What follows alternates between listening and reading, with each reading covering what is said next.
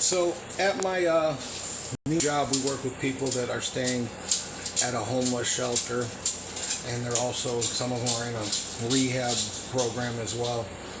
And the guy I worked with yesterday, he's my age, right? So we're out on a truck. I go into the kitchen.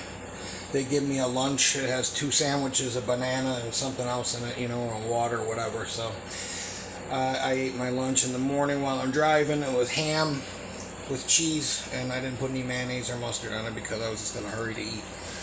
The guy that's homeless, that's sleeping there without a pot to piss in, opens it up and is like, man, I should have not got the ham sandwich. It's just horrible. He's like, this ham is just horrible. And I'm just like looking at him going like,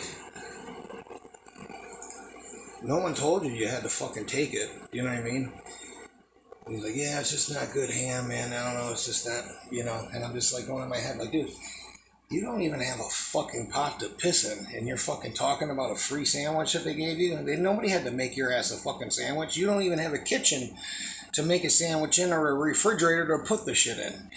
And that just brings me to... So we're outside. I've always said this since I've done pest control.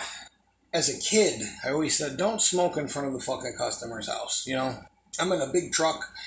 I don't even want you smoking other than when we take a couple breaks. You got enough time to smoke a couple cigarettes. You know what I mean? You don't need to smoke. I don't want you smoking in the truck. And I smoke. I don't smoke that much, but I smoke. So I just don't want to smell like smoke and go in and out of people's houses all day. You know what I mean? So I come outside and he's smoking. We're in a nice fucking like gated community and shit.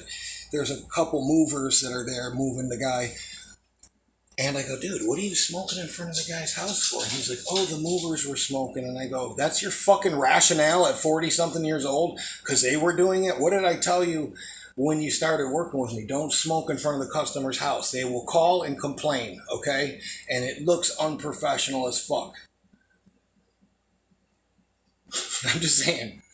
Then we're driving. And it's one thing if you do this when you're on a side street, no one sees you, or you're out in the country.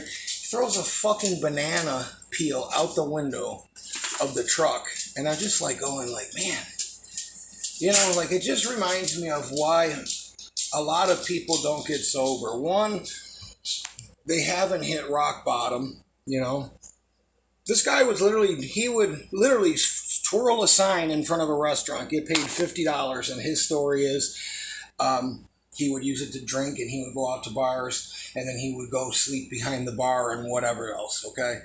So here you are, you've got a place to sleep at night, a mattress, a place to shower, clothes, and you got a year to get your shit together and this, that, and the other thing. There's no gratitude, you know what I mean? There's no ambition. There's no fire at all, or passion. Like some of the guys I know that are getting sober, they'll talk about stuff like they've heard in an A meeting, or a speaker or a motivational guy came in and this, that, and the other thing. This guy just doesn't have any of that, And the guy cut himself yesterday, okay? Like, kind of like a little bit of like some of the skin peeled off his arm from scratching it on something, but nothing worse than I've done shaving my head or my fucking back or something. You know what I mean? Like with something kind of like that, but a little bit redder and a little bit of blood. He goes through the first aid cabinet, okay, in the truck, and he's like putting fucking, now maybe he has hepatitis or he has AIDS. I don't know. What are you eating over there with your tail? He like makes a big production about it, and I'm like, dude, you scratched yourself. Put some fucking duct tape on it and move on. Like, how the fuck did you get into your 40s and be this, like, moronic?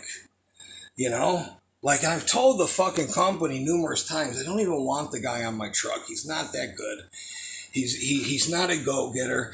I've constantly got to, like, while I'm lifting something, he's just standing there watching me. And it's like, well, dude, there's other shit in the house. Go get it. I don't need you to fucking visually spot me to make sure I'm bending my knees. You know what I mean? It's 150 fucking degrees out here, it's just like, there's so many people that have fooled and deceived. There's so many people that have literally fooled and deceived themselves, with the lies that they tell. There's so many people that believe their own bullshit. There's so many people that think that they're not the problem. There's so many people that go, I have no humility, no gratitude, no this, no that, no nothing. You know what I mean? And it's just like, and the problem is never them. The world has treated them bad and boo hoo hoo and every fucking other thing. And it's just like, I don't know, man. It's just I'll be honest with you, it's fucking disgusting to see people that act like this, Like people that just go through, I don't know, there's like, and don't get me wrong, this isn't the majority of people that are getting clean over there, but there's some people that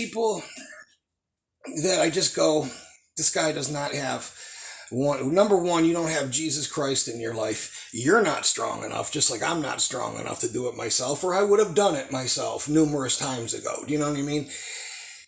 And he's talking about, oh yeah, we got to go to Bible study and this. And I said, well, you don't believe in the Bible? And he said, well, not literally. And I said, well, don't you think it's time that you figure out your life and what to do with it before it's too late? You know what I mean?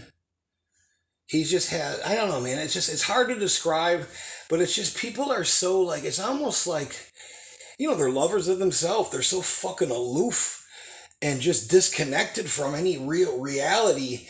And it's like, I'll be honest with you. Like, sometimes I fucking hate having to even see it.